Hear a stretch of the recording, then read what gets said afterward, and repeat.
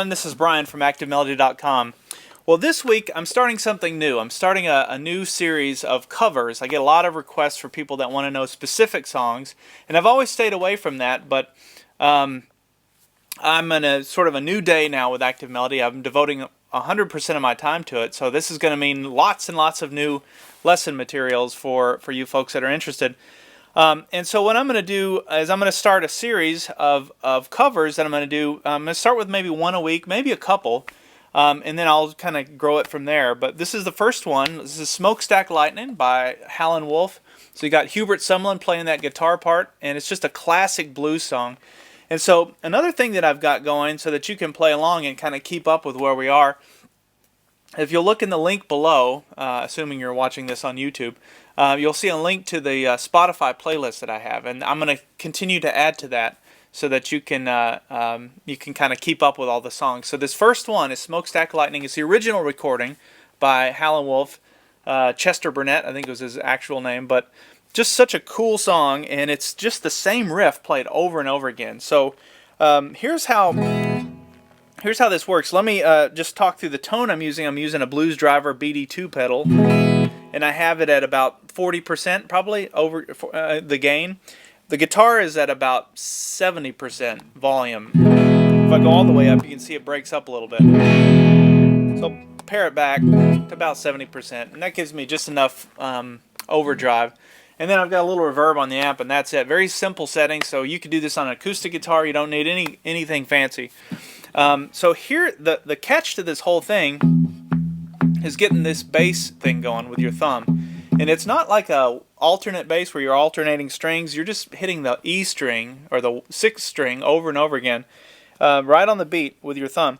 The other thing that I'm doing is I'm taking this part of my hand and I'm resting it on kind of the 4, 5, and 6 string back here on the bridge just to mute it, as opposed to letting it ring out like this. And what that allows you to do, if you rest your hand right here, it'll free up the top 3 strings. So it's kind of a cool effect. So you can get kind of a muted bass note, if you will, and then it allows the top strings to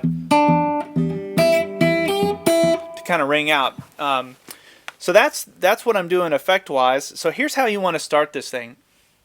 And by the way, this is a very simple lesson. In terms of complexity, is just kind of one part repeated over and over again. Wanted to start with this, and we'll get to some more complex stuff as we move forward, but wanted to try it with this one. So the way that I would start this is just tap your foot, start it kind of slow, and try and get to a, just where you can get a bass note going right on the beat, and have it kind of sound good, so it's not like this. And just kind of keep adjusting your hand till you can get something that sounds right. And then you're going to want to introduce these 2 notes.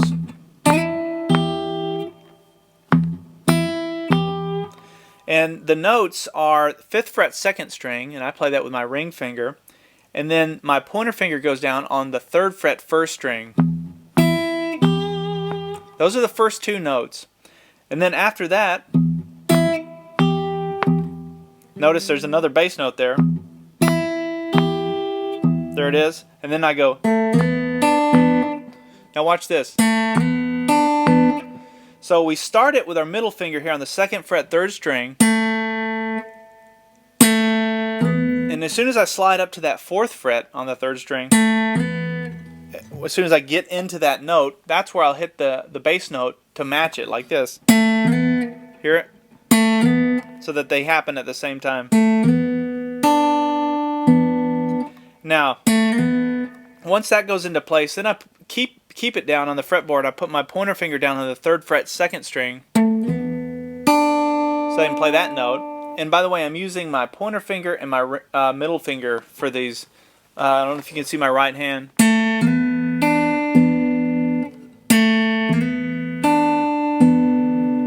So let me back up and I'll play everything. Watch the right hand first so you can see what's going on here.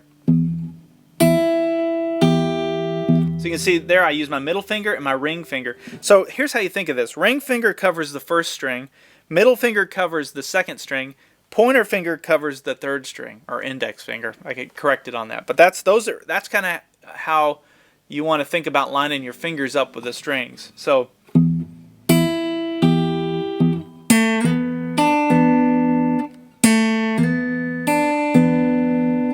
Okay, now after that, then we have... Now I'm doing all that with my pointer finger, with my right hand, so I'm fretting it here on the 2nd fret, 3rd string. Take it off so that you got the open G string or the open 3rd string. And then we go down on the 2nd fret 4th string. So I always like to think of these things in little parts, and that's really it. That's the whole riff. So the first part that you're going to want to learn is... Oh, notice that the first thing that we started with was a bass note. So that's actually your first note. So try that. It's 1, 2, 3, 4 bass notes. Watch. 1, 2, 3, 4.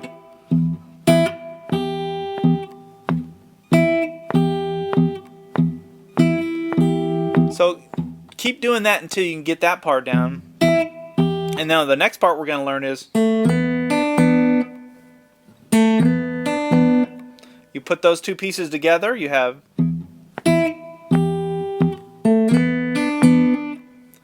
Now, third part is... So all together, we have slowly, we have...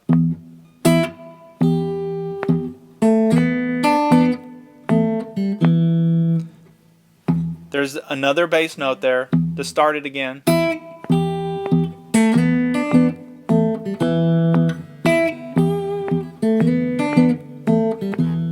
And as you get more comfortable with it, it'll start to groove a little more. And so one other change, and I could not tell in the original recording. Sounds like there's 2, maybe even 3 guitars. I don't know if they overdubbed that or what, but the main riff, it starts that way, just the way I showed you. Then once Howlin Wolf starts singing, the riff changes to this. It's a subtle change, but it's an important one. So really, it's a combination of these 2 riffs that are played throughout, and there's really no rhyme or reason as to when Hubert Sumlin, I'm assuming it's Hubert. I know Howlin Wolf also played guitar, so I don't know if they were doubling up or what, but it sounds like in some places one guitar player would go, and the other guitar on top of that would go. So anyway, I'll leave that up to you as to choose when to do each part. I do know that it starts with this one. Now the second one goes bass note again, starts it. Then you use your ring finger to play the open 1 string, and then you use your I use my middle finger on the 3rd fret 2nd string to play that note. So you have. So instead of these 2, it's now same timing though.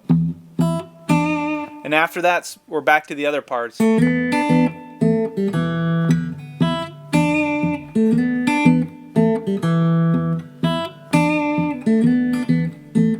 So what you'd want to do then with something like this, check out the Spotify link that I've included if you want to listen to the song that way, or you can just go on YouTube and type in Howlin Wolf Smokestack Lightnin. There's probably a million versions of it out there.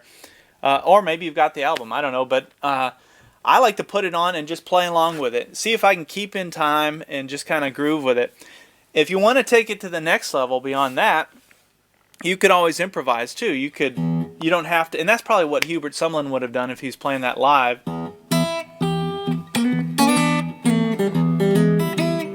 You could start to, you're in the minor pentatonic scale when you're playing here anyway. It's in the key of E.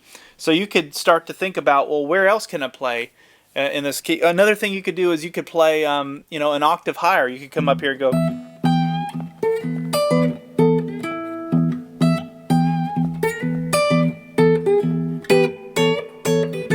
So start to kind of play around with it in different positions.